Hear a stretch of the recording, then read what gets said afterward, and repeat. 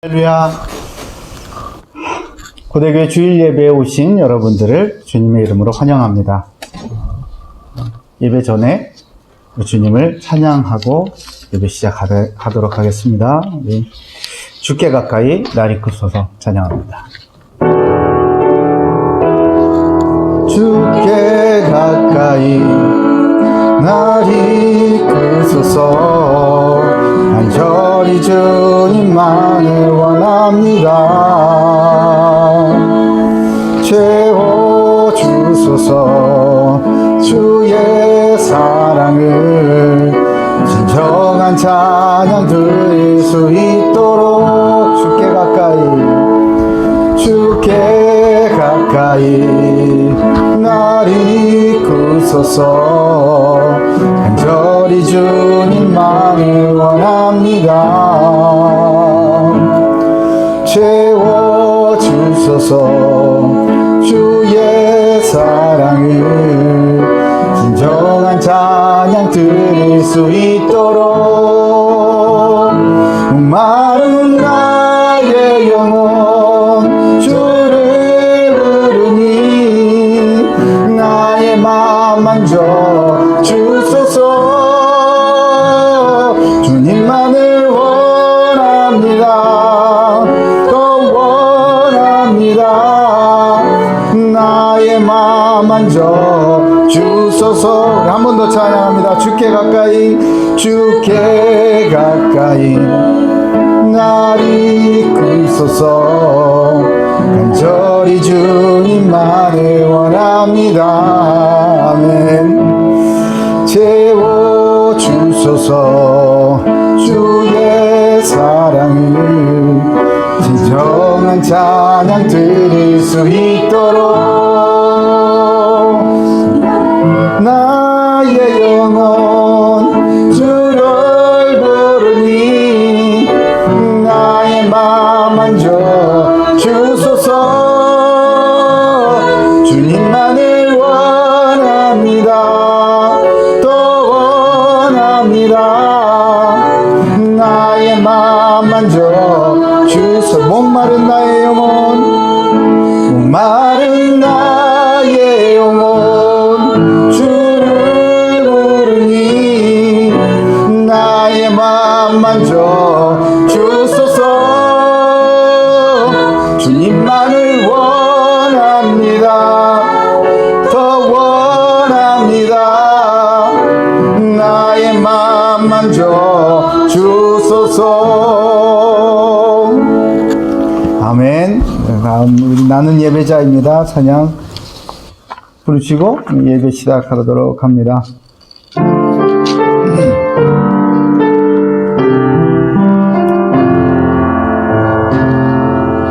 나는 하나님을 예배하는 예배자입니다.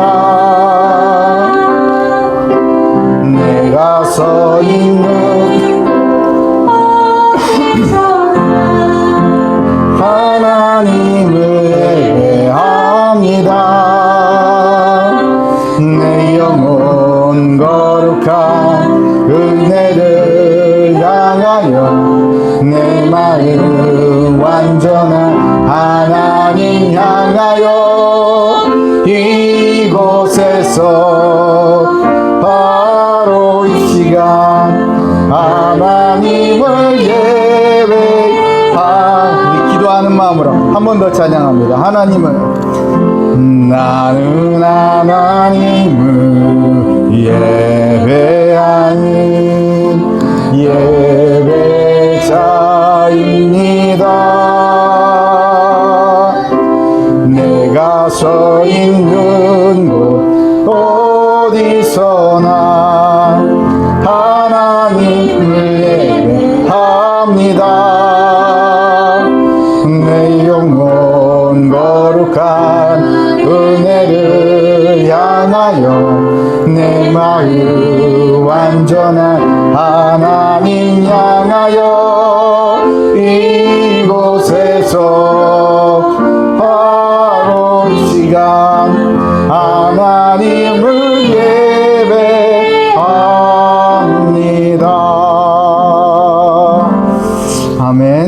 같이 묵도 들으심으로 2020년 5월 24일 고려대학교의 주일 예배를 하나님 앞에 드리도록 하겠습니다. 다 같이 묵도 들으십니다.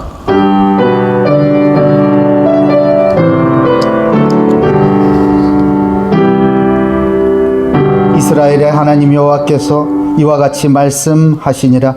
내가 이곳에서 옮겨 갈대아 이네 땅에 이르게 한 유다 포로를 이 좋은 무화과 같이 잘 돌볼 것이라. 내가 그들을 돌아보아 좋게 하여 다시 이 땅으로 인도하여 세우고 헐지 아니하고 심고 뽑지 아니하겠고, 내가 여호와인 줄 아는 마음을 그들에게 주어서 그들이 전심으로 내게 돌아오게 하리니 그들은 내 백성이 되겠고 나는 그들의 하나님이 되리라. 아멘. 하나님 감사합니다. 하나님을 아는 마음을 주심을 감사드립니다. 이 마음을 가지고 전심으로 하나님 앞에 예배를 드리고자 이곳에 나온 하나님의 백성들, 고대교회 모든 성도들, 주님께서 축복하여 주시고 우리가 드리는 예배 주인이 되어 주시고 예배를 받아 주시옵소서. 하나님의 영광이 나타나게 주여 역사해 주시옵소서. 아멘. 감사드리오며 살아계신 예수 그리스도 이름으로 기도 올리옵나이다. 아멘. 우리 찬송 31장으로 하나님께 경배드립니다.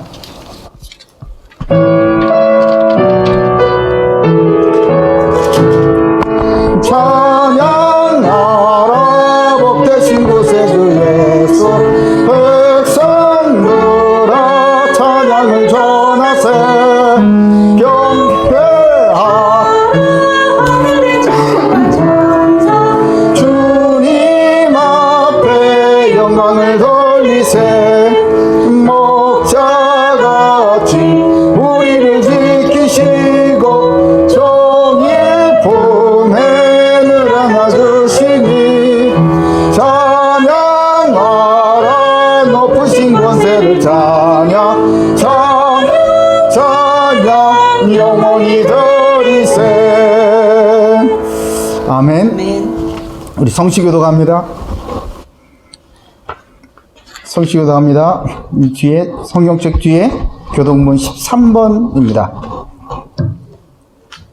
성시교도 하겠습니다. 여호와는 나의 목자시니 내게 부족함이 없으리로다. 그가 나를 푸른 풀밭에 누이시며 쉴만한 물가로 인도하시는도다. 내가 사망의 음침한 골짜기로 다닐지라도 해를 두려워하지 않을 것은 주께서 나와 함께 하심이라. 주의 지팡이와 막대기가 나를 안위하시나이다. 주께서 내 원수의 목전에서 내게 상을 차려주시고 기름을 내 머리에 부으셨으니 내 잔이 넘치나이다. 내 평생의 선하심과 인자하심이 반드시 나를 따르리니 내가 여호와의 집에 영원히 살리로다. 아멘. 사도신경으로 우리 신앙을 고백합니다. 전능하사 천지를 만드신 하나님 아버지를 내가 믿사오며 그 외아들 우리 주 예수 그리스도를 믿사오니 이는 성령으로 잉태하사 동정녀 마리아에게 나시고 본디오 빌라도에게 고난을 받으사 십자가에 못 박혀 죽으시고 장사한 지 사흘 만에 죽은 자 가운데서 다시 살아나시며 하늘에 오르사 전능하신 하나님 우편에 앉아 계시다가 저리로서 산 자와 죽은 자를 심판하러 오시리라. 성령을 믿사오며 거룩한 공예와 성도가 서로 교통하는 것과 죄를 사하여 주시는 것과 몸이 다시 사는 것과 영원히 산 것을 믿사옵나이다. 아멘. 우리 찬송 455장입니다. 찬송 455장입니다.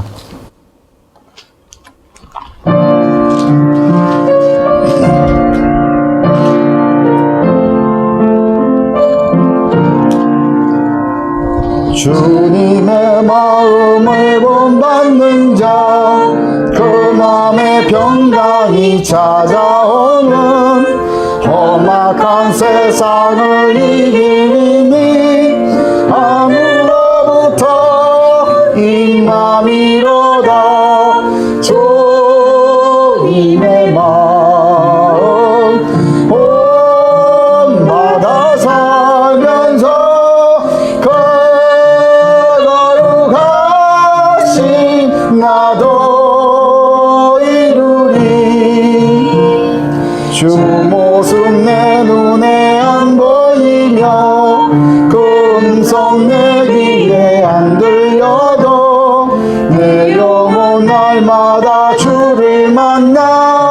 신령한 말씀을 배우도다.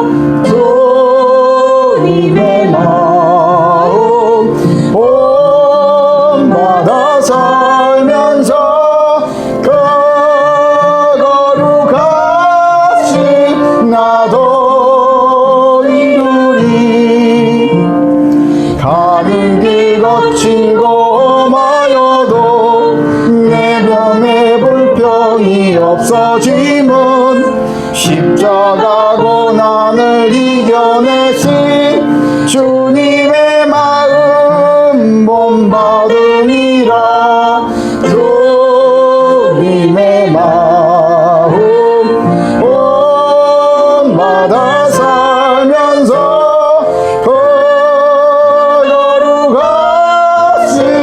나도 이루리. 주 예수 세상에 다시 오신 그날의 무성도 변화하여 주님의 빛나는 그 영상을 다 함께 보며 주 찬양하리. 주님의 마음 본받아 살면서 거룩하신 나도 이루리. 아멘. 우리 김시원 사모님 우리를 대표해 기도 인도해 주시겠습니다.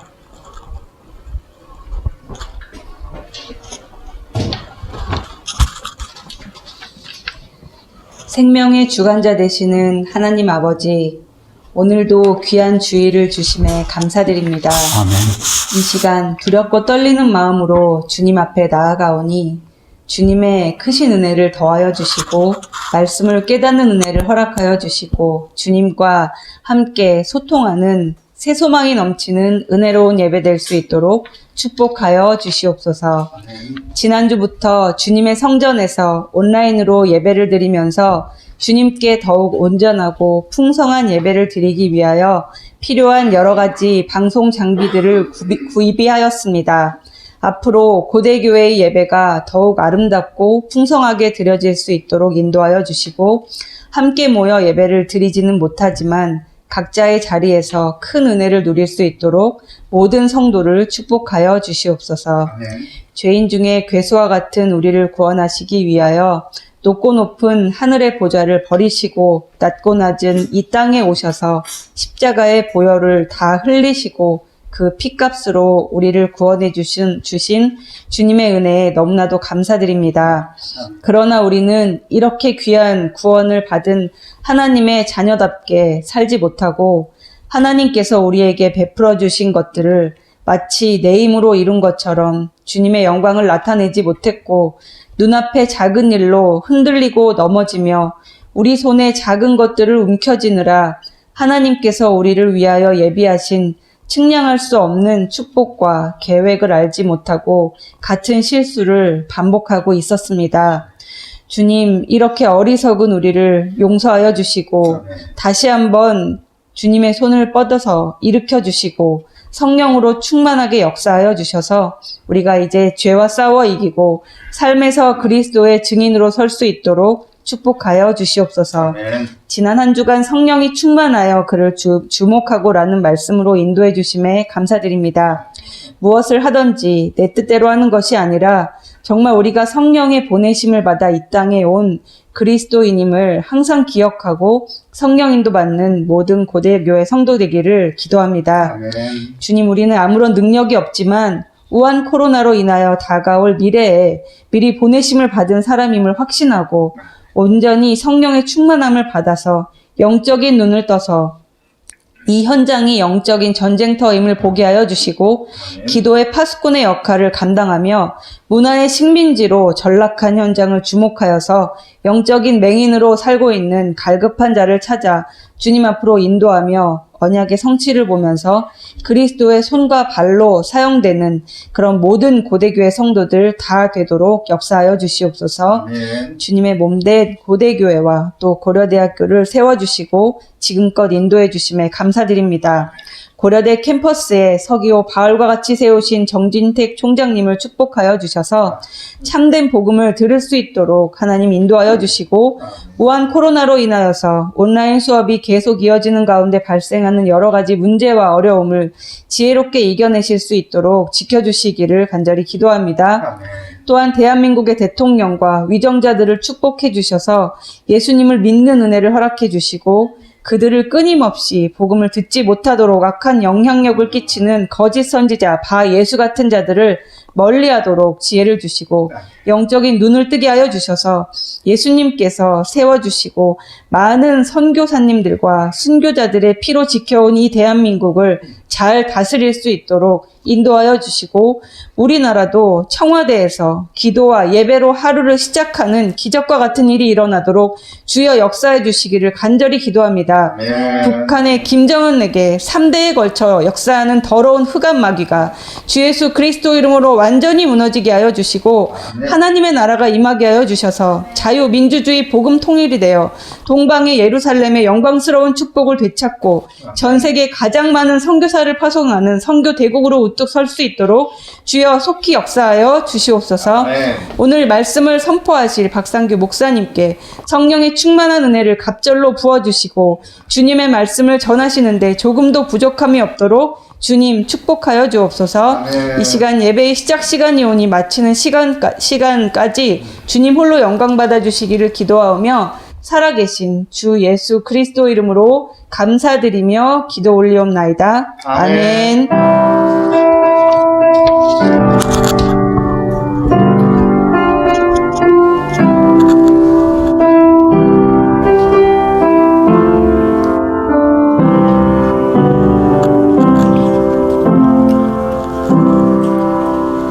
아멘.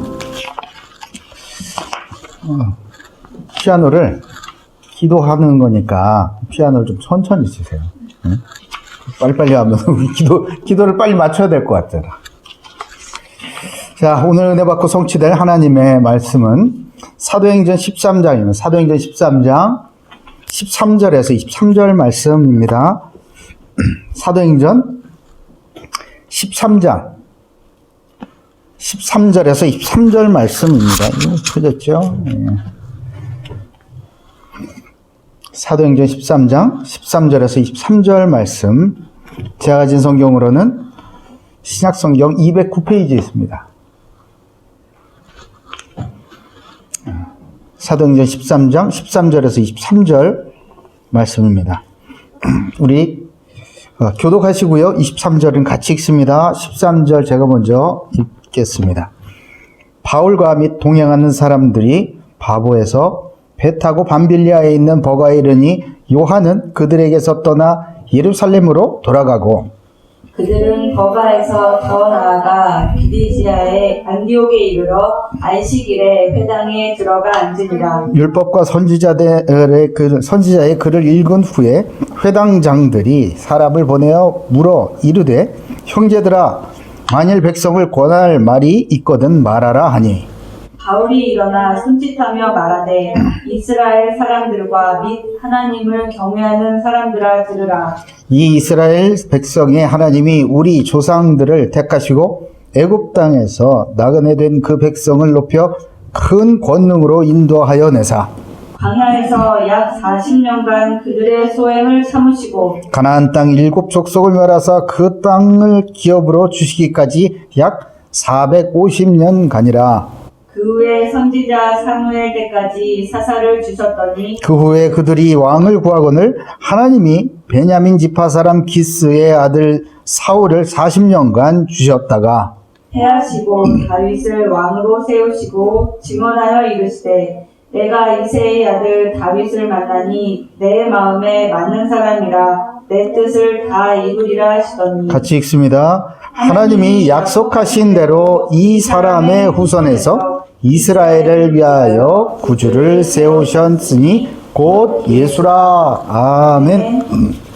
오늘 말씀의 제목은 내 마음에 맞는 사람입니다. 같이 한번 읽어보겠습니다. 시작. 내 마음에 맞는 사람. 아멘. 지난주 말씀 통해서 성령 충만하여서 주목하게 하신 것들 좀 보셨나요? 제대로 좀 보셨나요? 어때요? 이전에 내가 보지 못했었던 것, 성령의 충만함을 입어서 내 눈을 확 밝게 하셔가지고, 야, 이런 거였구나. 하나님이 일하고 계시는구나. 이런 거 발견하셨나요? 그렇게 된 줄로 믿습니다. 네. 우리에게 영적인 눈을 주셔서 세상을 그리스도의 눈으로 바라보게 하신 것이죠. 오늘 그것을 보고 행하는 사람. 그런 사람은요, 하나님의 마음에 맞는 사람이 될 수 있는 거예요. 하나님께서 보시는 것을 같이 보고 따라가고 행하고 그러기 때문에 하나님의 마음을 알고 있잖아요. 그렇죠? 그래서 하나님의 맞는 사람이 되는 것입니다.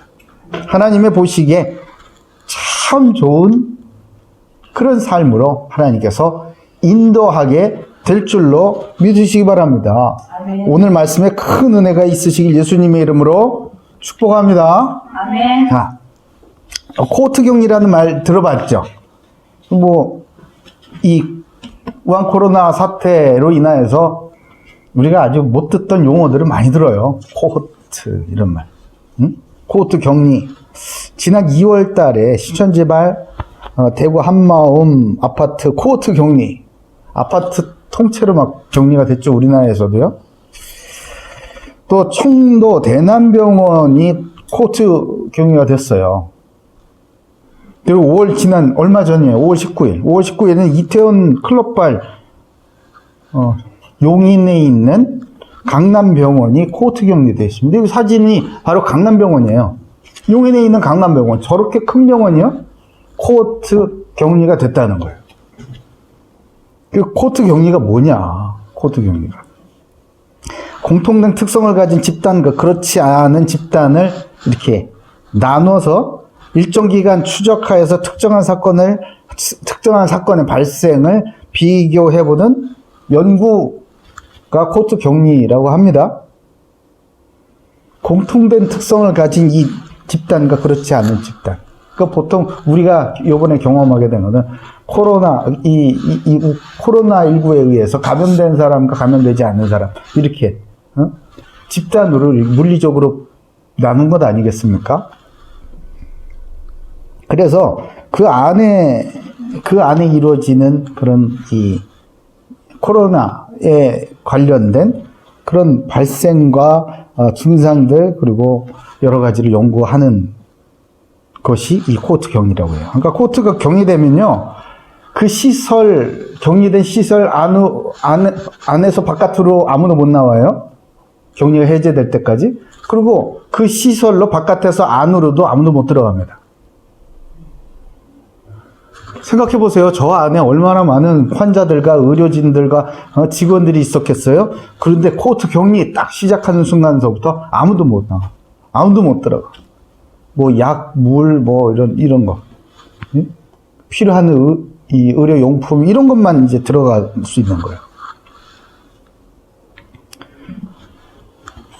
이 코호트 격리는요, 이 전염병의 치료 방법이 없었던 예전서부터 이 질병의 확산을 방지하기 위한 아주 원시적인 그런 형태로 사용되었었다고 합니다.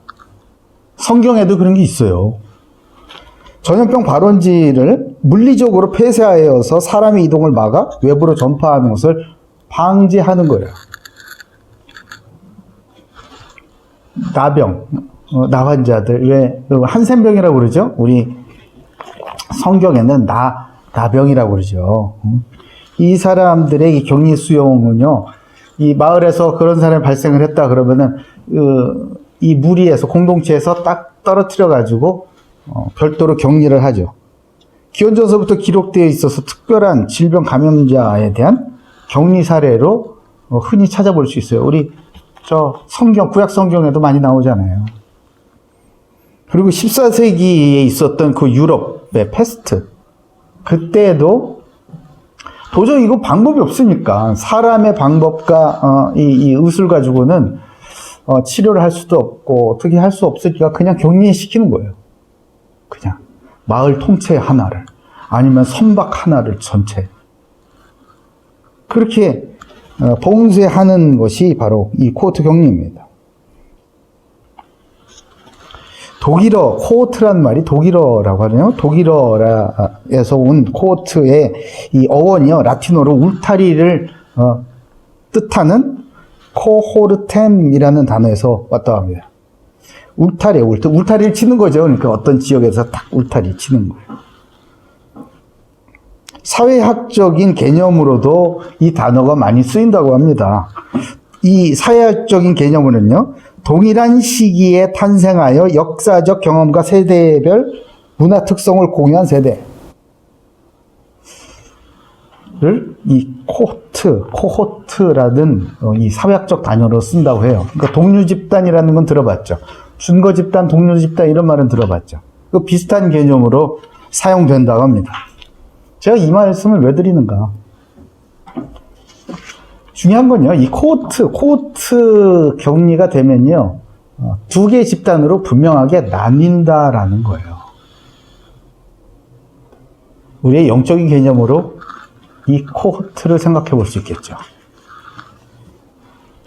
세상에는 두 그룹의 사람들이 있습니다. 예수 그리스도를 믿는 자와 믿지 않는 두 사람이 있어요. 두 그룹이 있습니다. 하나님의 자녀와 마귀의 자녀, 천국에 속한 자와 지옥에 속한 자, 그리고 양과 염소, 의인과 죄인, 이렇게 두 그룹이에요. 중간은 없습니다. 그러나 겉으로 보기에는요, 전혀 알 수가 없어요. 단지 그들의 삶 속에서 그들의 마음과 생각이 겉으로 드러나는 이 말과 행동, 그리고 그것을 엿볼 수 있는 그들의 삶의 목적, 이런 것들을 통해서 이 사람이 어디에 속한 사람이겠구나 알 수가 있는 거죠. 그렇게 두 그룹은요, 이 세상 속에서 그냥 뒤섞여 살아가는 거예요. 그래서 각자에게 속한 그 그룹에 맞는 삶의 양식대로 이렇게 살아가는 거죠. 규범대로 살아가는 거예요. 그리고 양심에 따라 살아가고요. 그 삶의 목적대로 살아갑니다. 그렇게 살다가 영원한 심판주이신 예수 그리스도께서 재림하시는 바로 그날, 무슨 일이 이제 생기게 됩니까? 천국과 지옥이라는 영원한 코호트 격리가 시작이 되는 거예요.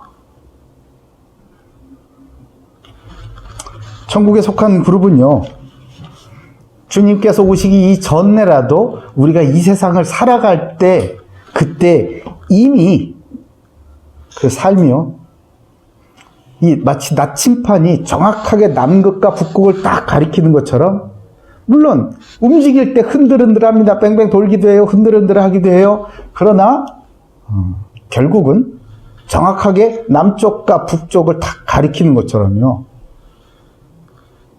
하나님의 영광을 딱 정확하게 가르치는 그런 삶을 살게 됩니다. 오늘 말씀을 듣는 중에 그리스도 안에서 하나님과 마음이 통하셔서 나의 소속, 나는 어디에 속한 자인가 분명하게 확인되고 인생의 목적이 분명해지는 그런 은혜가 있기를 예수님의 이름으로 축복합니다. 자, 본론으로 이 본문 중심으로 좀 볼까요? 바울과 이 바울 선교팀이 계속 선교 여행을 갑니다. 첫 번째, 마가 요한이라는 인물에 대해서 좀 알아야겠어요. 13절에서 14절 좀 볼까요? 13절, 14절 우리 같이 읽겠습니다. 시작. 바울과 및 동행하는 사람들이 바보에서 배 타고 밤빌리아에 있는 버가에 이르니 요한은 그들에게서 떠나 예루살렘으로 돌아가고 그들은 버가에서 더 나아가 비시디아 안디옥에 이르러 안식일 회당에 들어가 앉으니라. 아멘. 바울과 동행한 선교팀이 이제 어디로 갑니까? 구브로, 우리 사이프러스 그 섬, 우리 지난주에 말씀드렸죠? 거기에 이 서쪽 끝에 있는 그 바보라는 도시, 그 해안 도시에서 말씀을 전하고 이제 배를 타고 쭉 더 가는 거예요. 여기에서 특이한 일이 있죠. 13절에 보니까 바울과 및 동행하는 사람이 이렇게 돼요. 본문이. 그 전까지만 해도요, 바나바와 사울은 이렇게 나왔어요. 근데 이상하죠? 여기서부터는요, 바울과 및 동행하는 사람이 이렇게 나옵니다. 이것으로 미뤄봤을 때, 이 선교팀의 주도권, 선교의 주도권이 이제 바울로 이동되었다는 것을 미뤄 짐작할 수가 있어요.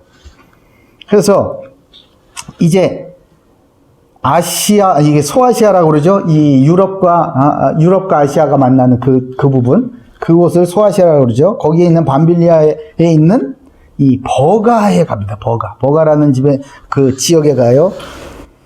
그곳에서 이제 머무르고 거기에서 더 나아가서 복음을 전하다가 더 나아가서 중요한 도시 비시디아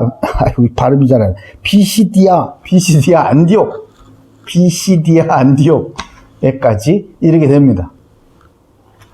그리고 그곳에 있는 회당에 회당이 얼마나 중요한 곳인지는 말씀드렸어요. 이 회당에 가서 탁 앉습니다. 왜 앉을까? 복음 전하러 갔죠. 거기 왜 갔겠어요? 근데 우리가 주목해서 봐야 될 게 있습니다.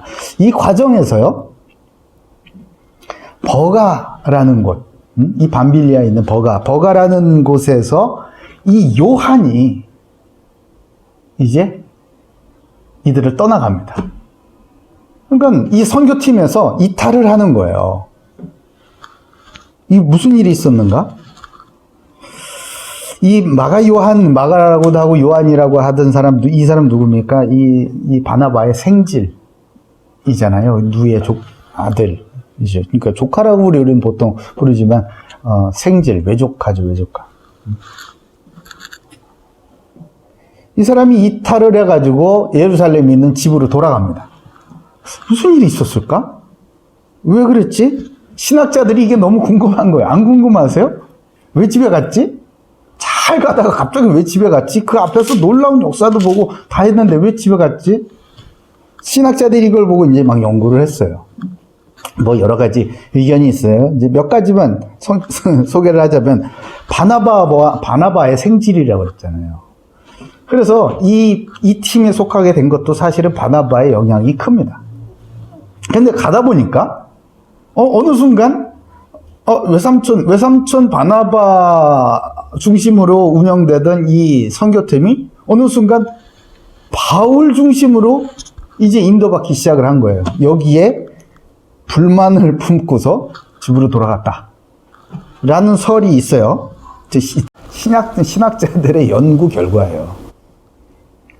그 두 번째는, 또 다른 설은 너무 고생스러운 거예요. 이 선교 여행이라는 게.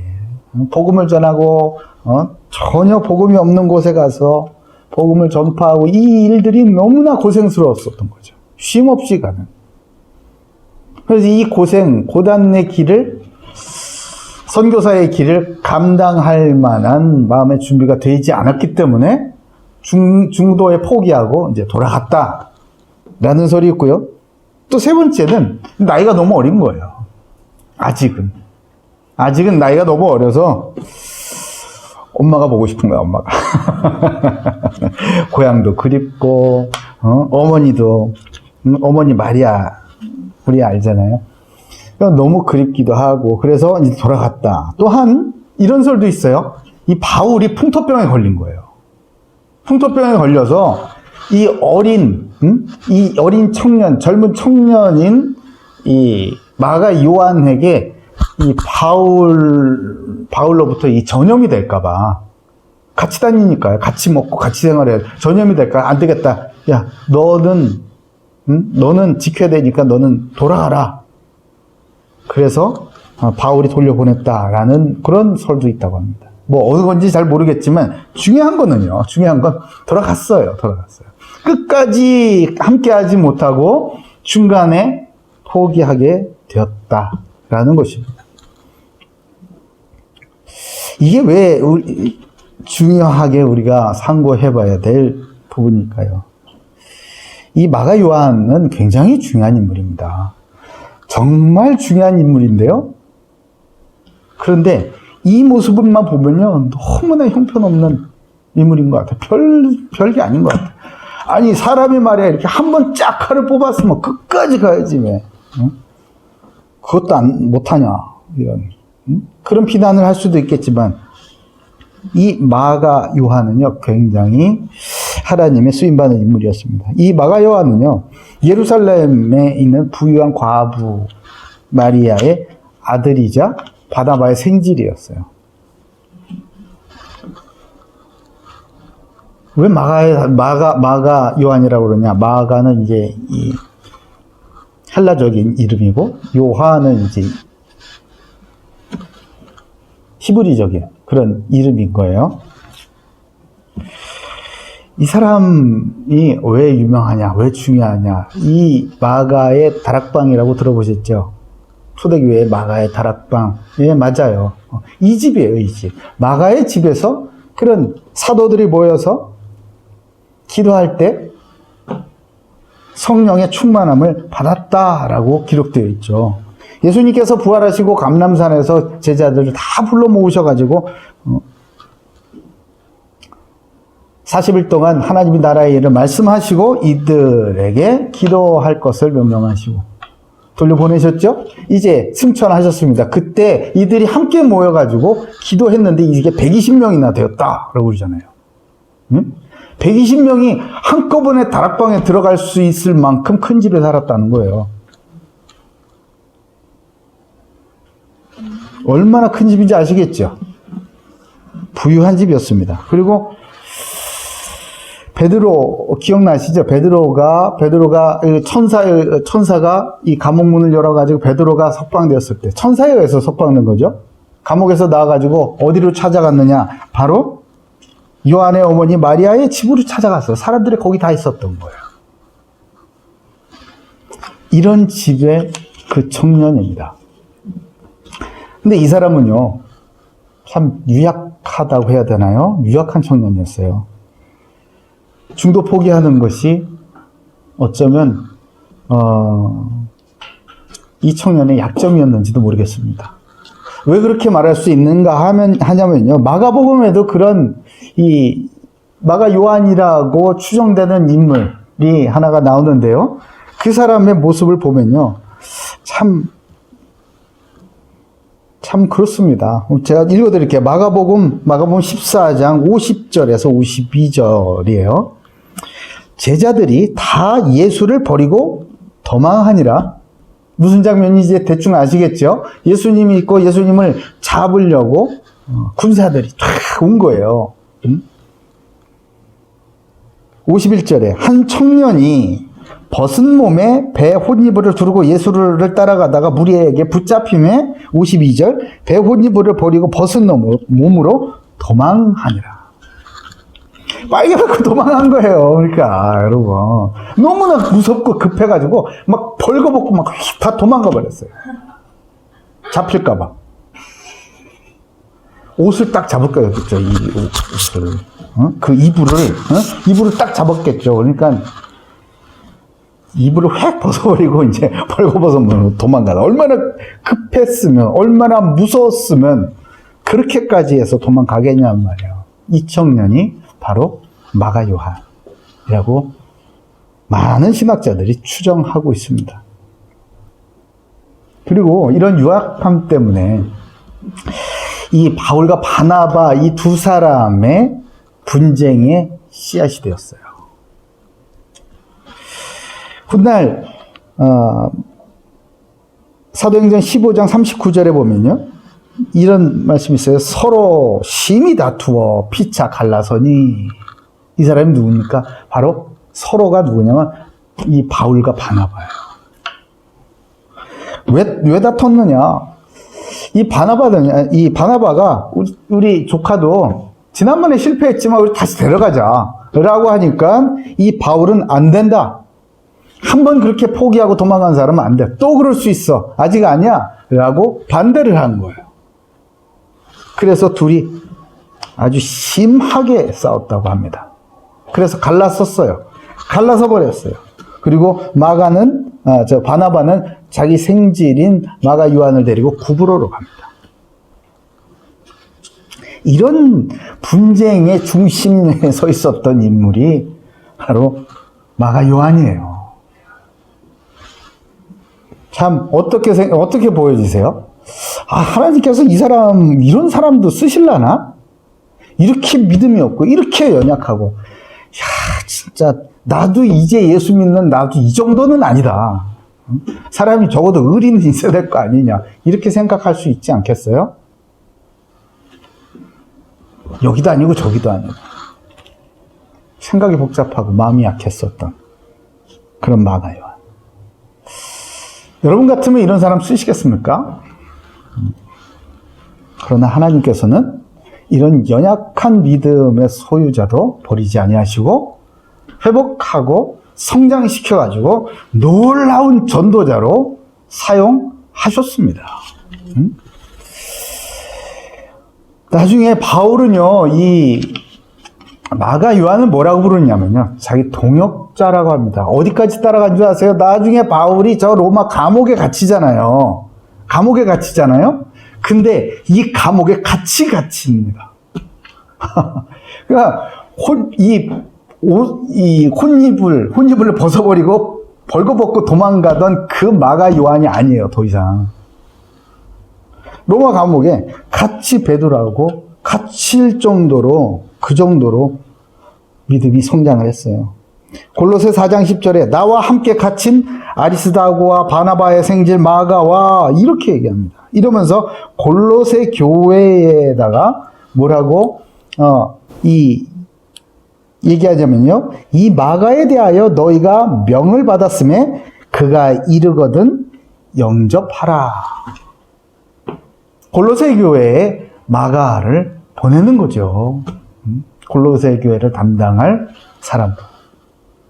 이렇게까지 신망을 얻고 사명을 잘 감당하는 전도자로 성장하게 되는 것입니다. 게다가 이 베드로는요, 이 마가 요한을 자기 아들이다라고까지 합니다. 베드로전서 5장 13절에 택하심을 함께 받은 바벨론에 있는 교회가 너에게 문안하고 내 아들 마가도 그리하느니라, 이렇게 말씀하세요. 늘 포기하고 늘 도망가고 늘 겁 많고 엄마 보고 싶고 잘 먹고 잘 살고 부족한 거 하나도 없고 불편함 하나도 없었던 그런 마가 요한. 이 선교팀에 끼게 된 것도 사실은 줄 타고 들어간 거 아니에요? 낙하산 타고? 맞잖아. 요즘으로 치면. 그렇죠?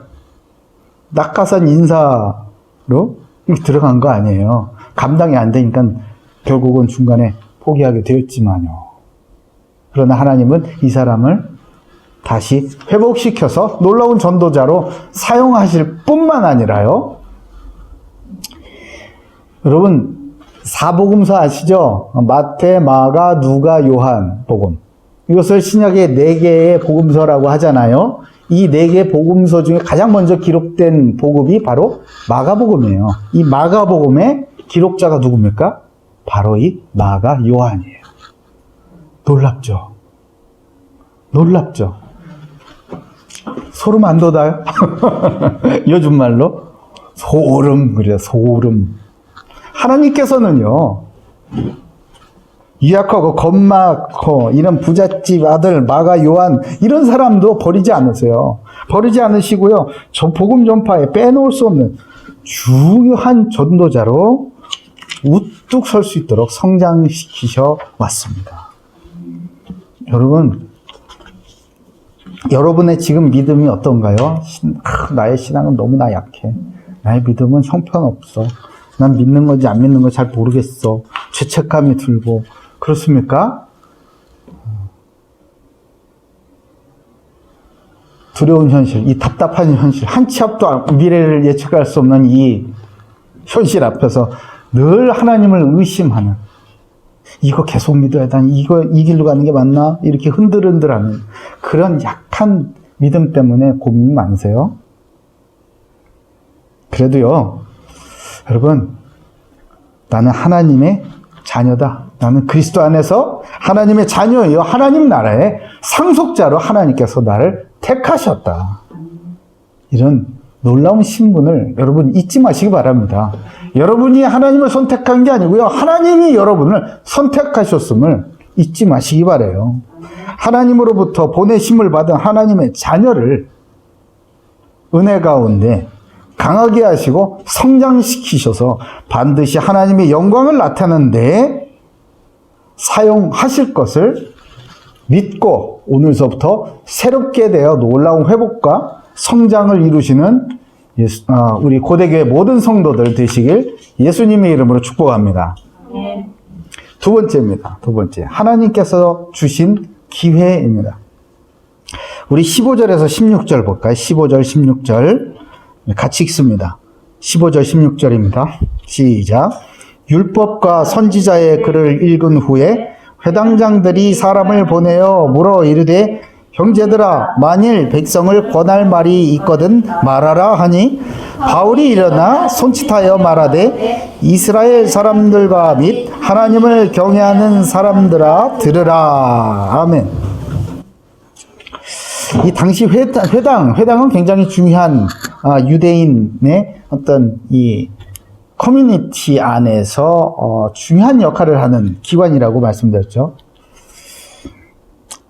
다양한 기능을 하는 핵심적인 기관이었어요. 여기에서 문화교로, 종교, 예배, 교육, 자녀들 양육하는 거, 각종 발표에 뭐든지 바로 이 회당, 유대인의 회당을 중심으로 유대인의 삶은 이루어졌다라고 해도 과언이 아닐 정도로 회당은 중요한 곳이었습니다. 바로 거기에 나그네죠. 이 사람들의 입장에서 이 바울과 이 동행하는 그 선교팀, 바울팀이라고 할게요. 이 바울팀, 이 사람들은 그냥 나그네였어요.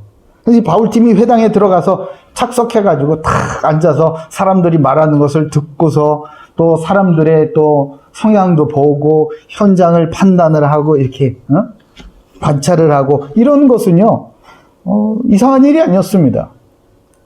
자연스러운 일이었어요. 그만큼 유대인의 회당은요 굉장히 열려있는 그런 곳이었어요. 바울과 바울팀은요 이런 회당에 들어가서 그 현장을 유심히 살폈습니다. 그리고 그 회당에서는요 이 문화와 종교와 학문과 모든 이 교류하는 자유로운 장이었기 때문에요 다른 기회를 얻기만 하면 누구든지 자기 생각을 이렇게 발표할 수 있는 그런 분위기였어요. 그렇기 때문에 이 나그네에 불과한 이 바울 일행한테 드디어 발언의 기회가 주어진 것입니다.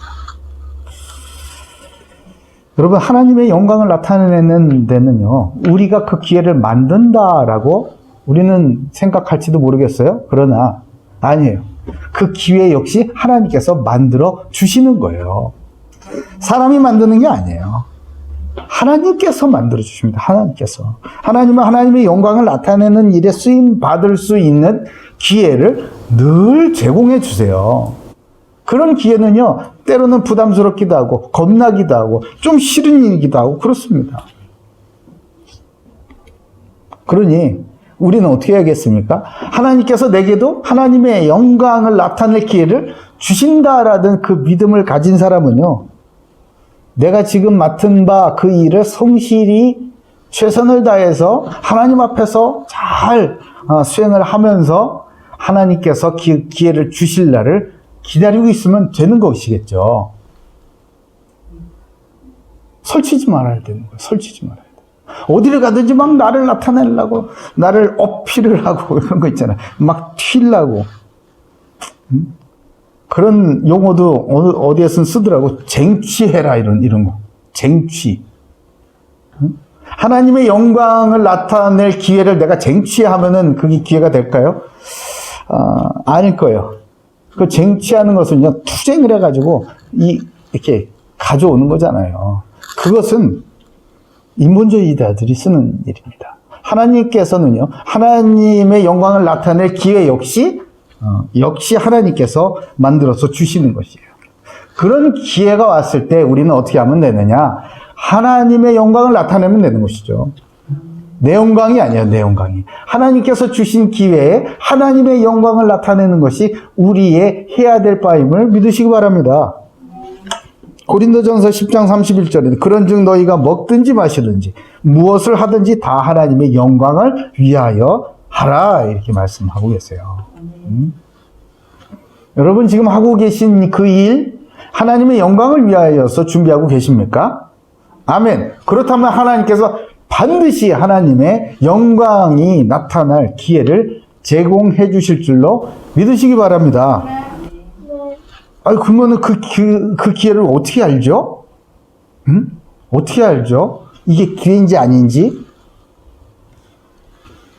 그 기회를 알아보려면요, 딱 알아채려면요, 어떻게 해야 되는지 아세요? 말씀을 들으셔야 돼요. 말씀을. 예? 말씀을 들으셔야 돼요. 말씀 안에 뭐든지 답이 있어요. 그러니까 하나님께서 놀라운 역사를 시작하시기 전에 뭐부터 하신다? 예. 말씀. 그러면 누구에게 말씀하신다? 들을 자세가 된 사람한테. 들을 자세가 된 사람한테 늘 말씀하세요. 난 반드시 얘가 자세가 안 돼 있어. 하나님은 말씀을 반드시 하셔야 돼. 그러면 어떻게 하죠? 하나님은 자세를 갖추도록 만들어 주시죠. 아이고 살려주세요. 이거 있잖아. 어? 납작 엎드리게 하는 거. 하나님 그렇게 하세요. 그렇게 해서라도 하나님은 구원할 자를 반드시 구원해내시고요. 사용할 자를 들어서 사용하시게 되어 있습니다. 여러분, 하나님은 하나님의 말씀으로 역사하시고 말씀이 하나님이기 때문에요. 하나님의 영광에 나타내시는 첫 단계는 바로 말씀 선포인 거예요. 그러니까 신명기 6장 4절 5절에 이스라엘아 들으라 우리 하나님 여호와는 오직 유일한 여호와이시니 너는 마음을 다하고 뜻을 다하고 힘을 다하여 내 하나님 여호와를 사랑하라. 아멘. 이스라엘아 들으라 하면서 가장 핵심적으로 던져주시는 메시지는 뭐예요? 사랑하라. 사랑하라. 하나님을 사랑하라고요. 하나님을 사랑하는 것만 우리가 배우잖아요. 그것을 알잖아요. 그럼 끝나는 거예요. 네? 마음이 통해버리는 거예요. 너무 사랑하니까, 서로 사랑하니까 마음이 통해버리다. 하나님은 우리를 사랑하시기 때문에 우리의 마음을 다 아시잖아요. 우리가 하나님을 사랑하지 않기 때문에 하나님이 무슨 마음을 품고 있는지 우리는 알 수가 없는 거지. 예? 왜 하나님 나한테 이렇게 하시냐고. 하나님 사랑하세요. 사랑하면 알 텐데. 내게 하나님의 영광이 나타날 때가 됐구나. 하나님께서 나를 통해서 뭔가 하나님의 영광 나타내 뭔가 일을 하시겠구나. 요 타이밍 어떻게 하는지 아세요? 말씀이 들려오면 그거 된 거예요. 말씀을 듣고 의대가 돼. 말씀이 너무 좋아.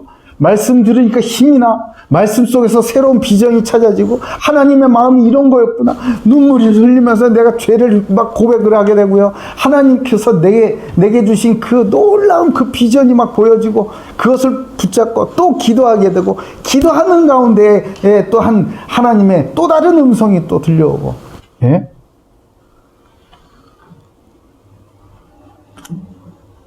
그게 내가 응답받고 나를 통해서 하나님의 영광이 나타나게 될 징조예요, 그게, 여러분. 그러니, 말씀을 듣지 않으면 아무것도 안 되는 거예요. 말씀을 들으셔야 하나님의 마음을 알 수 있습니다. 말씀 속에서 은혜를 받으셔야 하나님과 마음이 통하는 자가 될 수가 있는 거예요. 그러니까 말씀을 묵상을 하다가 하나님의 속마음이 이거였구나. 그걸 알게 되는 거죠. 여러분 말이 통해야지. 우리 사람들끼리 그렇잖아요. 말이 통해야지 뭔가 마음을 열고 진짜 대화를 시작하지 않겠습니까? 말이 통해야죠. 내 말에 하나님의 수준을 낮출 겁니까? 아니면은 하나님의 말씀에 나를 끼워 맞출 겁니까? 어떤 걸 선택하셔야겠어요? 하나님은 말이 통해야 하나님과 친밀하죠. 친밀해야 하나님의 마음을 얻고요. 그런 바울은요, 하나님의 언약이 무엇인지 하나님께서 주신 그 기회를 통해서 오늘 바로 이 자리에서 쫙 선포할 수 있게 되는 거였어요. 그러니까 사람들아 들으라 이렇게 막 담대하게 선포할 수 있는 것 아니겠습니까? 이런 놀라운 담대함이 저와 여러분에 있기를 바랍니다. 시편 25편 14절에 여호와의 친밀하심이 그를 경외하는 자들에게 있으며 그의 언약을 그들에게 보이시리로다. 아멘. 하나님과 친밀해지는 은혜가 있기를 바랍니다. 누구에게나 하나님은 기회를 주세요. 누구에게나. 누구에게나 주세요. 그러나 그 기회를 무엇을 위해 사용할 것인가? 하나님의 마음을 얻은 자는요, 하나님의 뜻대로 그 기회를 사용합니다. 하나님의 마음을 얻어 하나님께서 주신 기회를 하나님을 위해서 사용할 때 드디어 그때는 하나님의 놀라운 영광이 나타나는 역사를 보게 되는 것이에요. 하나님의 말씀이 들려져서 하나님의 마음속에 두신 그 언약을 붙잡게 되는 참된 예배 성공이 오늘서부터 이루어지길 예수님의 이름으로 축복합니다. 세 번째예요. 세 번째, 17절에서 22절 준비된 바울입니다. 17절에서 22절이에요. 17절에서 22절 같이 읽습니다. 시작. 이 이스라엘 백성의 하나님이 우리 조상들을 택하시고 애굽 땅에서 나그네 된 그 백성을 높여 큰 권능으로 인도하여 내사 광야에서 약 40년간 그들의 소행을 참으시고 가나안 땅 7족속을 멸하사 그 땅을 기업으로 주시기까지 약 450년간이라. 그 후에 선지자 사무엘 때까지 사사를 주셨더니 그 후에 그들이 왕을 구하거늘 하나님이 베냐민 지파 사람 기스의 아들 사울을 40년간 주셨다가 패하시고 다윗을 왕으로 세우시고 증언하여 이르시되 내가 이새의 아들 다윗을 만나니 내 마음에 맞는 사람이라 내 뜻을 다 이루리라 하시더니. 아멘. 이런 말씀을 듣고요, 말씀, 하나님께서 쫙 말씀하시잖아요. 그 말씀을 딱 듣고, 은혜 된다, 좋다, 이러고 가만히 있으면 되는 거예요? 그냥 말씀도, 좋다, 이러고 가만히 있으면, 입만 벌리고 있으면 감이 와서 내 입속으로 쑥 들어오나? 아니잖아요. 아니잖아. 신앙생활 그렇게 하려는 사람이 있어요. 예수 믿으면 입 안에 감이 들어온다. 입만 벌리고 있으면 감이 들어온다. 이렇게 알고 있는 사람이 있더라고. 요술 방맹이가 아니에요. 무슨 도깨비 방맹이가 아니라고. 복음 전파의 현장을 열기 위해서 현장의 마음을 열어야 되고 현장의 마음을 얻어야 되는 것입니다, 여러분. 그게 무슨 말이에요? 그러기 위해서는 이 코호트, 즉 동료 집단이라고 그래. 동일 집단, 동료 집단이 코호트라고 그랬잖아요. 이 코호트, 동료 집단과 마음이 통하고 뭔가 통하고 소통이 되고 그럴 수 있어야 되는 거예요. 아시겠어요? 통하는 게 있어야 된단 말이에요. 그냥 일반적인 상식선에서 그 집단에다가 복음을 전하고 싶으면 그 집단과 통할 수 있을 정도가 되어야 한다는 것이죠. 그러니까 다윗 보세요. 오늘 이제 다윗 얘기가 나왔잖아요. 다윗은 세상을 향한 하나님의 마음을 얻어가지고 하나님과 마음에 맞는 사람으로서 그의 삶을 통해서 어떻게 됐어요? 블레셋, 이스라엘을 괴롭히던 그 블레셋의 장군 골리앗을 확 쓰러뜨리는 일을 통하여서 온 이스라엘 사람들에게 다윗을 알렸고 다윗에게 이 마음을 주게 하는 그런 놀라운 역사를 이루셨잖아요. 문을 여신다 이 말이에요. 이 바울은 어떻습니까? 본문의 회당에 있는 유대인들과 하나님을 경외하는 사람들의 마음을 얻도록 바울이 첫 번째 한 말이 뭐예요? 바로 이 모세서부터요. 모세. 누구나 다 알고 있는, 유대인이라고 그러면 누구나 다 알고 있는 그 모세서부터 다윗까지의 그 구약 성경을 쫙 얘기를 하는 거예요. 회당이니까. 이 정도 준비가 된 거예요. 다 건드리니까 회당에서 가장 먼저 말을 하고 거기에 있는 이 종교적으로나 학문적으로 통할 수 있는 가장 좋은 그 말씀, 곧 구약 성경의 말씀을 쫙 얘기를 합니다. 이 바울이 누구예요?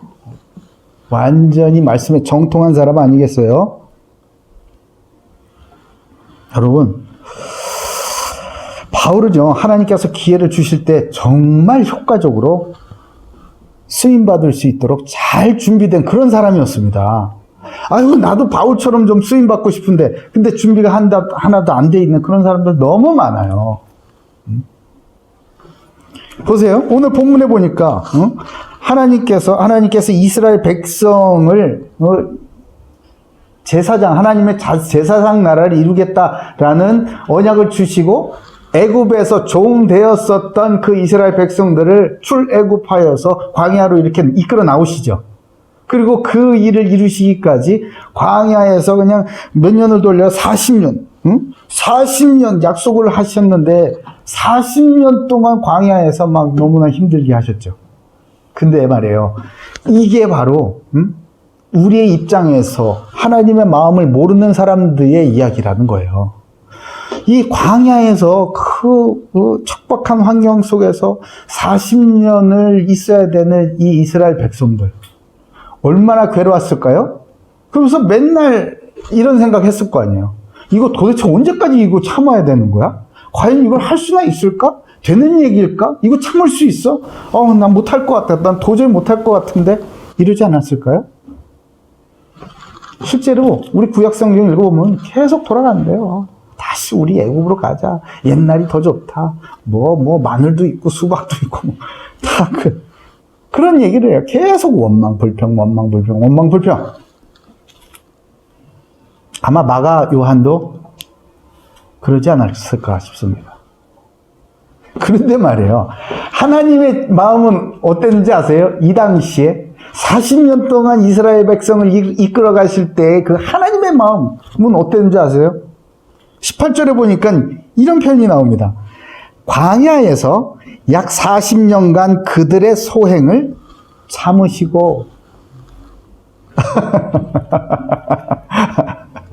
누가 참은 거야? 사람들이 참은 거예요? 하나님이 참은 거예요?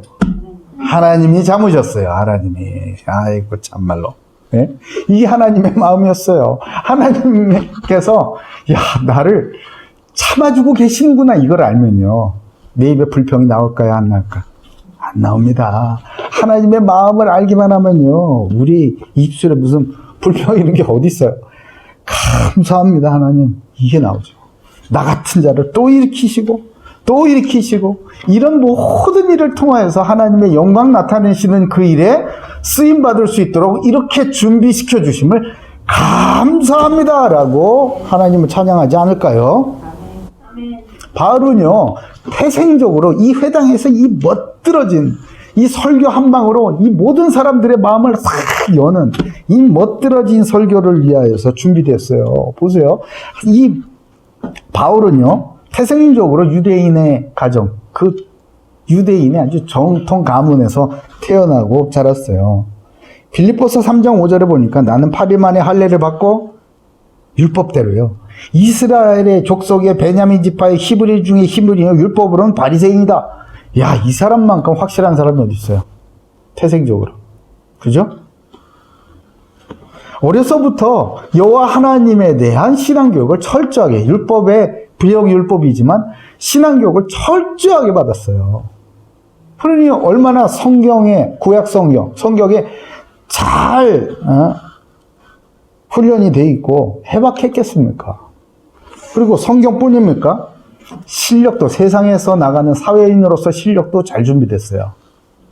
그래요? 예, 그렇다니까요. 이 사람은 학문이나 문화나 경제나 종교에 있어서나 법에 있어서나 아주 대단히 잘 갖춰진 사람이었습니다. 가말리엘의 제자죠. 그 당시 율법의 최고 권위자, 최고 이 교수님으로부터 교육을 받았어요. 가말리엘. 그리고 로마 시민권자였습니다. 그리고 천막을 만들어 파는 그런 천막 사업가였어요. 천막 사업가라니까 별거 아닌 것 같죠? 텐트 메이커.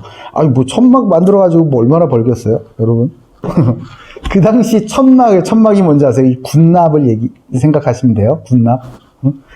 로마 시대 때 군인들이 전 세계에 팍스 로마나 이루기 위해서 전 세계 막 점령을 하고 그랬잖아요. 그 당시에 얼마나 많은 전쟁이 있었으며 또 이 텐트를 치고 거기에 야영을 해야 되고 그게 얼마나 많았겠어요. 그렇죠?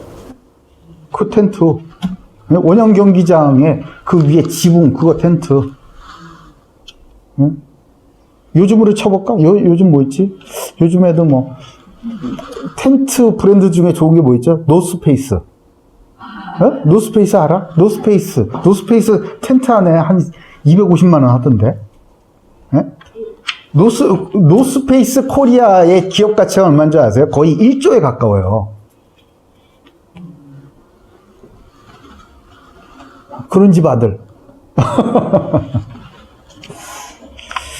그래서 이 사람은 어려서부터 사업가 기질이 아주 뛰어났어요. 경제 알아요? 한국 알아요? 뭐 종교적으로 뭐 율법, 게다가 뭐 로마 시민권자야. 하나님께서 갖춰주신 거죠. 하나님께서. 왜요? 선교사도 써야 되니까. 그렇기 때문에 이 바울은 이것을 깨닫는 데까지 굉장히 많은 어려움이 있었죠. 우리 다 공부했잖아요. 그래서 하나님께서 내게 주신 이 기회들, 하나님께서 나의 인생을 통해 준비시켜준 이 모든 것을 하나님의 영광을 위해서 사용하는 그 자기의 정체성과 그 사명을 분명히 붙들고 있었던 그런 사람이었어요. 이 사람은 뭡니까? 이방인에게 복음을 전하기 위한 그릇으로 하나님께서 나를 택하셨다. 분명히 알고 있었죠. 그래야 해서 누구를 통해 이 그릇이 잘 준비되었습니까? 그 가정을 통해서, 그 가문을 통해서, 또한 아나니아를 통해서, 또 아라비아로 3년간 인도하신 그 성령님을 통해서, 또한 이 바나바를 통해서 잘 준비된 사람이었어요. 이제서부터 본격적으로 오늘 본문에 보니까 바울과 및 동행하는 사람이라고 하면서 이제 바울을 전면에 쫙 내세워가지고 드디어 멋들어진 설교를 쫙 복음 전파를 하게 하시는 그런 순간이 온 것입니다. 사도행전 9장 15절에 주께서 이르시되 가라, 이 사람은 내 이름을 이방인과 임금들과 이스라엘 자손들에게 전하기 위하여 택한 나의 그릇이다. 이 말씀하시잖아요. 이 바울은요, 분명히 알아요. 내가 전하인 이 그릇에 무엇을 담아야 할지 분명히 알고 있습니다. 그게 뭐였습니까? 빌립보 3장 9절에 보니까요, 그 안에서 발견되려 함이니, 그 안에서 이제 그리스도죠. 내가 가진 의는 율법에서 난 것이 아니요 오직 그리스도를 믿음으로 말미암은 것이니 곧 믿음으로 하나님께로부터 난 의라. 아멘. 오직 그리스도를 믿음으로 말미암은 그 의는 하나님께로부터 난 의다라고 말하고 있습니다. 자기가 무엇을 전달해야 될지, 하나님께서 나를 무엇을 위한 그릇으로 잘 준비시켜 주셨는지 분명히 알고 있는 사람이었어요. 여러분, 내게 맡기신 그 현장을 열기 위하면요, 그 현장을 잘 섬길 수 있어야 되고요, 그 현장에 있는 사람들로부터 마음을 얻어야 하는 겁니다. 저는 목사입니다, 목사가 예를 들어서 뭐 경제 세미나 이런 데 가가지고 경제학 박사님들이, 우리 원집사님 지금 박사 논문 심사 중이잖아요. 그 심사장에 가서 제가 뭐 경제학 이론을 얘기를 하면 듣긴 하겠습니까? 아마 세미나장에 들어오지도 못하게 할걸? 그게 현실이에요. 맞아요. 제가 법원에 법률가들에게 복음을 전하기 위해서 저기 검찰청에 들어가겠습니다. 그러면 아니 입구에서부터 못 들어가요. 우리나라 최고의 기업 삼성의 그룹에 가서 내가 복음을 전하겠다. 그럼 입구에서 경비 아저씨가 일단 쫓아요. 못 들어오게 한다고. 그 현장에 들어갈 수 있도록 분명히 실력을 갖추게 합니다. 그 실력은 하나님께서 갖춰주시기도 하지만 내게 기회를 주셨어. 또 이런저런 일들을 통해서 내가 최선을 다할 때 하나님의 영광을 위하여서 나는 준비하겠노라 두고 최선을 다할 때 그때 준비되어지는 것입니다. 그때 하나님은 들어서 사용하세요. 제가 어제 우리 신진 형제하고 캠퍼스에서 막 여기저기를 막 다니면서요. 목사로서 말이에요. 이 손소독제를 막 나눠주고 총장님실에도 들어가가지고 손소독제도 딱 놔두고 여기 몇 명이십니까? 하고 딱 놔두고 올 수 있는 그런 게 어떻게 그럴 수가 있죠? 저는 고대 출신 목사라서 할 수 있는 거예요. 예?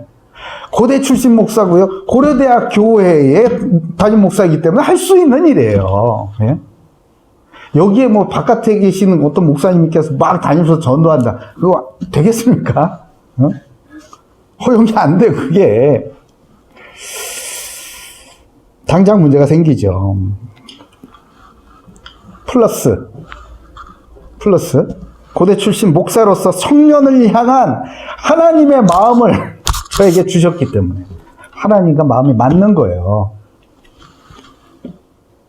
그렇기 때문에 여기에서 제가 그렇게 막 다닐 수가 있게 되는 것이 하나님께서 문을 열어주시잖아요. 학군 다니고 럭비고 뭐 총장님도 우리 사모님께서 우리 이 고려대학교에 서기호 바울로 세워주셨다고. 우리 지난 주일에 음식을 나누다가 총장님 만나가지고 담소도 나누고 얼마나 우리 교회에 오셔가지고 같이 예배도 드리시고 그랬잖아요. 얼마나 감사한 일입니까? 이 모든 게 하나님께서 예비하신 것이고 그 인도하심을 따라 다 준비되어 있기 때문에 현장으로 보내주신 것입니다. 하나님은요, 그리스도 안에서 저와 여러분의 모든 것을 사용하셔서 하나님의 영광을 나타내는 그 일에 반드시 사용하시는 것입니다. 그런 하나님의 마음을 알고 하나님의 마음이 통하게 되는 그런 큰 응답이 오늘서부터 임하길 예수님의 이름으로 축복합니다. 아멘. 말씀 맺겠습니다. 자, 내 뜻을 다 이루리라 입니다. 22절에서 23절 우리 같이 한번 읽어볼까요? 오늘 본문 22절, 23절. 자, 같이 읽겠습니다. 시작. 패하시고 다윗을 왕으로 세우시고 증언하여 이르시되 내가 이새의 아들 다윗을 만나니 내 마음에 맞는 사람이라 내 뜻을 다 이루리라 하시더니 하나님의 약속하신 대로 이 사람의 후손에서 이스라엘을 위하여 구주를 세우셨으니 곧 예수라. 아멘, 아멘, 아멘. 자, 패하시고 이래도 누굴 패해요? 그 기스의 아들 사울을 패했습니다. 스펙으로는 뭐 따라갈 수가 없어요. 다윗이 넘볼 수가 없습니다. 그러나 이 다윗을 왜 세우셨죠? 마음이 맞는 사람이었어요. 하나님의 마음이 통해. 하나님이 도대체 이 민족을 향해서, 이 온 세상을 향해서 무엇을 하고 싶어 하시는지 그 마음이 통하는 자였어요. 그러니까 다윗을 세우시기로 약속을 딱 하시고, 결정을 하시고요. 이제 그 세우시는 그 자리, 왕의 자리에 합당한 자로 훈련시켜 가신 것 아니겠습니까? 다 준비시켰어요. 그래서 그 마음에 맞는 사람을 통하여서 뭘 하셨다? 예. 하나님의 뜻을 다 이루신다. 이거예요. 아멘. 그 하나님의 뜻이 바로 무엇입니까? 모든 인류를 그 죄에서 구원하시기 위하여서 예수 그리스도를 바로 그 다윗의 후손으로 보내시는 것. 이것이 하나님의 뜻이었습니다. 중요한 일을 여러분 누구하고 함께 하시겠습니까? 실력이 뛰어난 사람이요? 능력이 엄청난 사람이요? 아니에요. 처음엔 잘 될지 모르겠지만 얼마 못 가서 포기하게 됩니다. 중단하게 됩니다. 능력이 아닌 마음이 통하는 것이 우선이어야 하는 것입니다. 하나님은 전능하신 하나님이시잖아요. 하나님과 마음이 통하죠. 그러면요, 능력은 하나님께 있어요. 하나님 전능하신 하나님이기 때문에 우리를 준비시켜서 전능하신 하나님의 그 능력이 우리를 통해 나타나게 하시는 거예요. 그리스도께서 십자가에서 모든 것을 다 이루셨음을 믿으시기 바라요. 능력은 주께 있어요. 어차피 인간의 능력으로 하나님의 뜻을 이룰 수 없음을 우리는 인정하고 깨달아야 하는 것입니다. 중요한 것은 뭐라고요?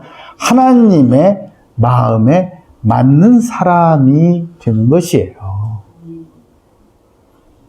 그러니 내 마음에 듣는 하나님을 찾는 것이 맞겠습니까? 아니면 하나님의 합한 응답을 내가 받는 것이 그게 맞는 거겠어요? 내 마음에 드는 하나님 찾기를 중단하시기 바랍니다. 그리고 하나님의 마음에 맞는 자가 되기를 소원하시기 바랍니다. 하나님은 그런 사람을 통해서 하나님의 뜻을 다 이루실 줄로 믿습니다. 하나님의 뜻이 뭔데요? 죄에 빠진 이를 구원하시기 위해서 아들 예수 그리스도를 보내셔서 자기 죄를 고백하고 그 예수 그리스도를 내 구세주로 믿는 자마다 구원받게 하시는 것 아니겠습니까? 우리를 향한 예수 그리스도의 뜻은 또 뭔데요? 이 복음을 예수님께서 다시 오시는 그날까지 모든 민족에게 땅끝까지 전 세계로 전 세대로 전파하고 증거하여서 그들을 제자 삼아 가르쳐 지키게 하는 것 아니겠습니까? 이 일을 이루실 것을 믿고 이번 주에 우리 이렇게 인도 받기를 원합니다. 첫 번째, 신분을 분명히 하세요. 예? 여러분, 이쪽에 쓴 사람이에요? 저쪽에 쓴 사람이에요? 신분을 분명히 하셔야 돼요. 난 하나님의 자녀입니까? 마귀의 자녀입니까? 신분을 분명히 하세요. 코호트 격리됐습니까? 코호트 격리시설 안에 있는 사람이에요? 바깥에 있는 사람이에요? 확실히 하셔야 돼요. 소속을 분명히 하시기 바랍니다. 나의 정체성을 분명히 하시기 바랍니다.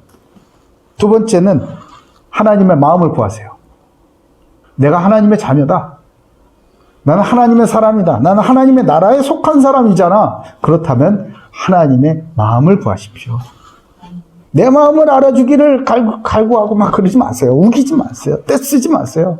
하나님의 마음을 얻는 그런 응답이 있기를 바랍니다. 그러기 위해선 말씀을 들으셔야 돼요. 하나님은 말씀을 통해서 하나님의 마음을 전달하십니다. 그 말씀을 속에서 말씀을 묵상을 하는 가운데 하나님의 마음이 내 마음 속으로 따뜻한 물을 그냥 싹 붓는 것처럼 아침에 깨끗이 따스한 햇살이 쫙 드는 것처럼 창문을 통해서 쫙 들어오잖아요. 그런 것처럼 내 마음이 시커멓고 어둡고 차갑고 냉랭하던 그 마음이 하나님의 말씀이 하나님의 마음이 말씀을 묵상하고 말씀에 집중하고 은혜 받는 가운데 확 차고 오르는 거예요. 그게 바로 예배 성공입니다, 여러분. 예배 성공하시기 바랍니다. 세 번째는 이제 하나님의 뜻대로 행하시기 바라요. 그게 뭐예요? 바로 나를 통해서 하나님께서 이루실 그 비전을 붙잡고 믿음으로 도전을 시작하는 겁니다. 그것이 크건 작건 상관이 없어요. 작은 것, 하루하루 아주 작은 것, 하나님께서 내게 이런 마음을 주셨구나. 하나님의 말씀을 통해서 묵상하고 하나님의 마음속에 그려진 그 놀라운 이 블루프린트가 이제 내 마음속에 쫙 투영이 되었을 때, 야, 그래, 작은 것서부터 시작을 하자. 여러분, 제가요, 이게 유튜브, 이 기계 만지고 이런 거 저 정말 잘 못해요. 그러나 하나님께서 제 마음속에 이렇게 투영하여서 보여주신 고대 기독교회, 우리 고려대학 교회, 고대 크리스찬들의 공동체가 있습니다. 그것을 통하여서 무엇을 하실지 제 마음속에 보여주신 그 비전이 있잖아요. 그러니까 이 둔한 손, 둔한 기계를 만지는 특별히 이 둔한 손을 움직여가지고 지금 이런 거에 도전을 하고 있잖아요, 여러분.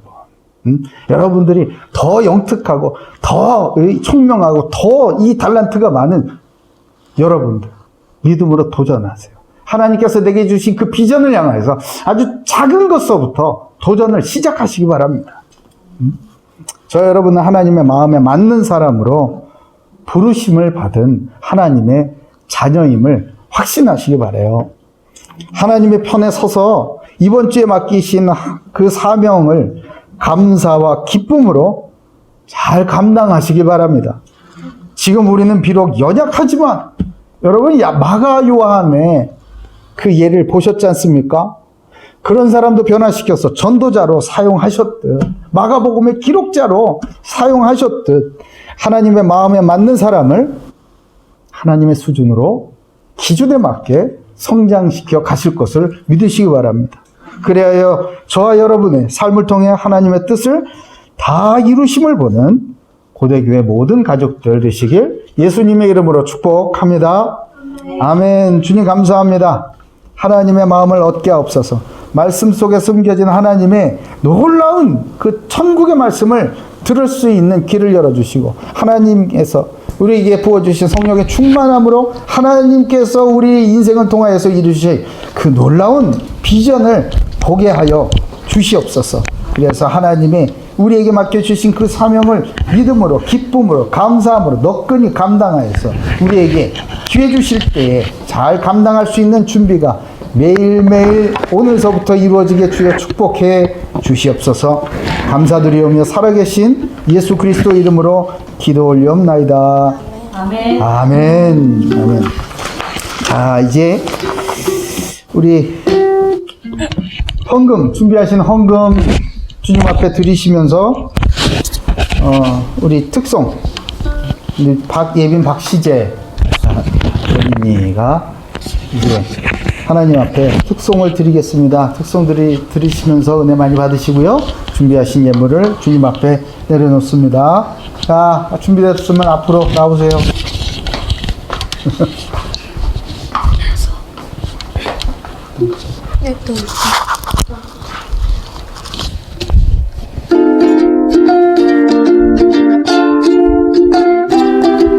함께하고 싶습니다.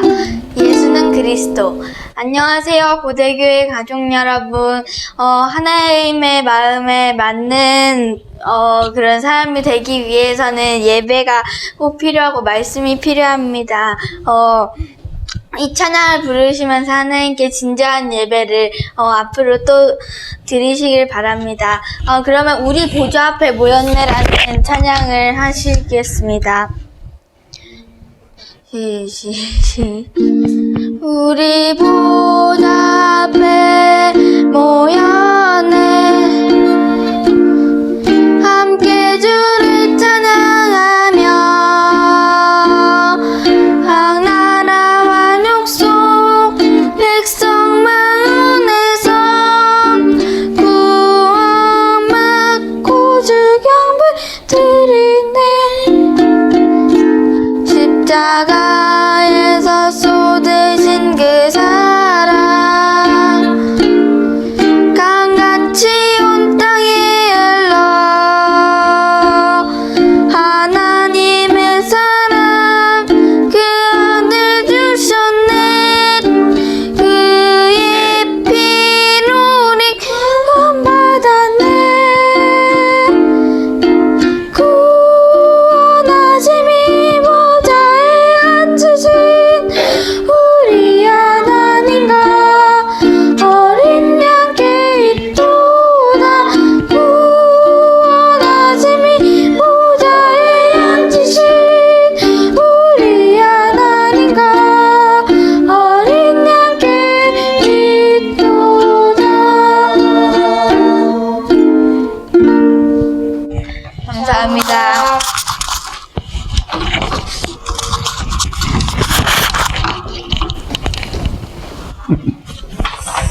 자, 감사합니다. 특송 감사해요. 자, 우리 교회 소식 잠깐 볼까요? 자, 고려대학교에 오신 모든 분들을 예수님의 이름으로 축복하고 환영합니다.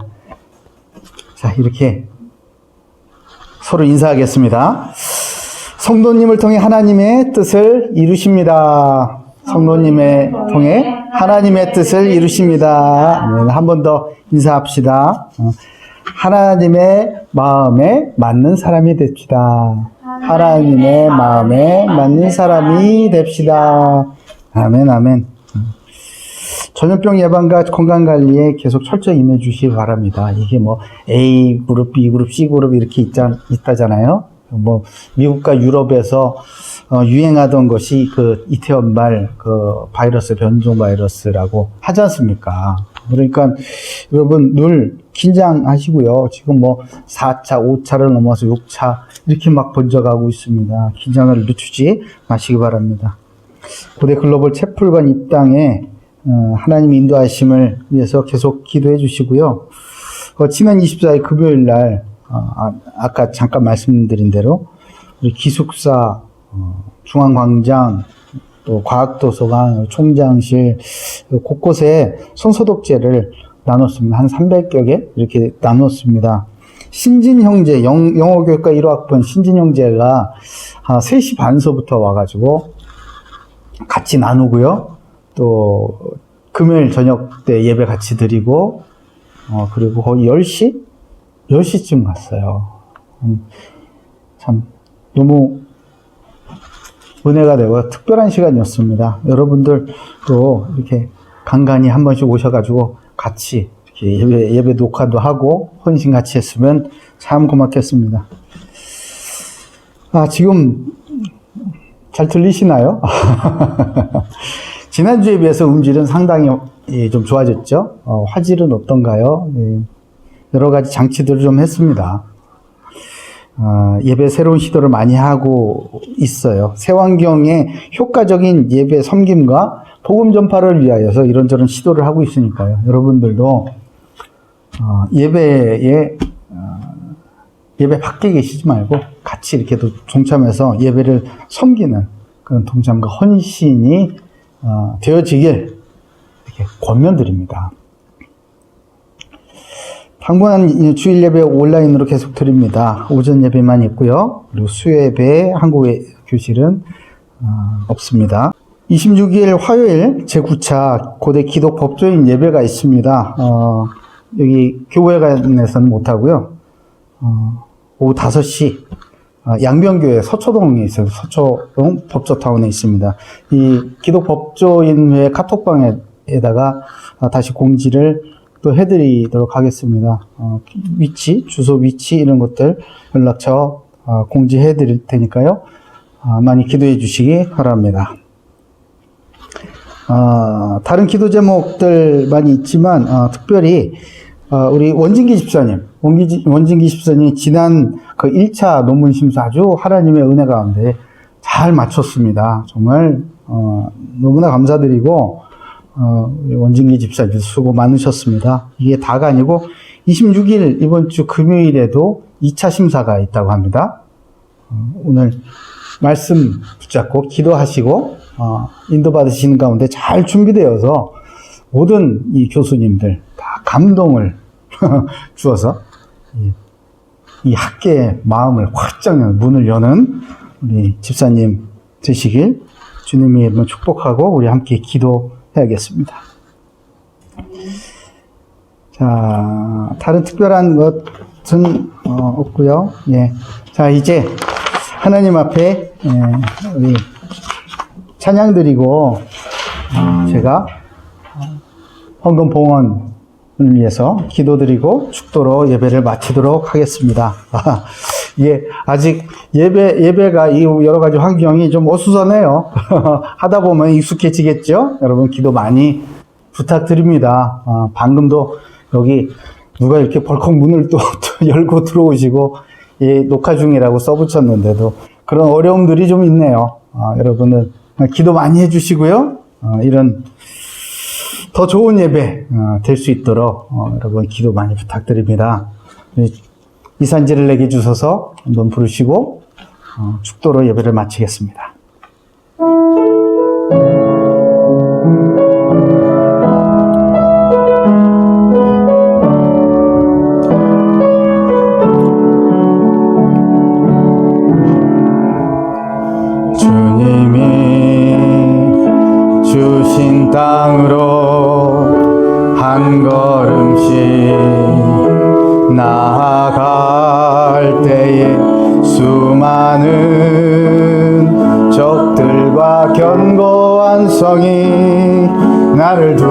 함께 하지만 주님을 신뢰함으로 주님을 의지함으로 주님이 주시는 담대함으로 큰 소리 외치며 나아가네. 이 산지를 내게 주소서. 그날에 주께서 말씀하신 이제 내가 주님의 이름으로 그 땅을 취하리니 이 산지를 내게 주소서. 그날에 주께서 말씀하신 이제 내가 주님의 이름으로 그 땅을 취하리니. 하나님 감사합니다. 작은 예물을 주님 앞에 내려놓습니다. 이 예물이 쓰이는 곳곳마다 하나님의 마음이 전달되게 하여 주시고 쓰이는 손길마다 그 현장을 활짝 열 수 있는 중요한 일들이 잘 준비되게 주여 역사해 주셔서 생명 열매 주렁주렁 맺혀서 하나님을 기쁘시게 하고 온 세상에 하나님의 영광이 나타나게 하는 일에 쓰임받도록 주여 축복해 주시옵소서. 드린 손길들 기억하여 주시고 저들의 삶을 지켜주시며 건강과 경제를 날로 풍성하게 하여 주셔서 주께서 쓰시고자 할 때에 전혀 주저함 없이 다 내어드릴 수 있는 만큼 아버지 믿음이 성장되게, 삶의 규모가 성장되게 주여 역사해 주시옵소서. 지금은 우리 구주 예수 그리스도의 은혜와 아버지의 크신 사랑과 성령님의 놀라운 내주인도 교통 역사하신 은혜가 하나님의 마음에 맞는 사람으로, 그래야 해서 하나님의 뜻을 다 이루어지는 데에 쓰임받는 사람으로 쓰임받기를 결단하고 오늘부터 변화되기를 도전하기를 원하는 고대교회 모든 성도들 머리머리 위와 전 세계에 흩어져 이 사명을 잘 감당하고 계시고 주님의 마음을 온 세상 구석구석에, 특별히 우한 코로나로 인하여 고통받고 있는 모든 현장들마다 복음을 전파하여 주님의 뜻을 이루는 데 쓰임받고 있는 모든 선교사님들 머리 위에, 그리고 사랑하는 우리 교회, 사랑하는 모교 고려대학교 위에, 대한민국 위에 지금부터 영원토록 항상 함께 하시기를 간절히 축원하옵나이다.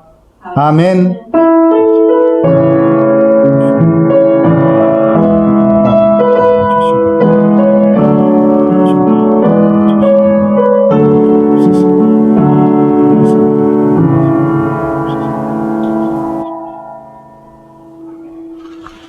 아멘. 예배 마쳤습니다.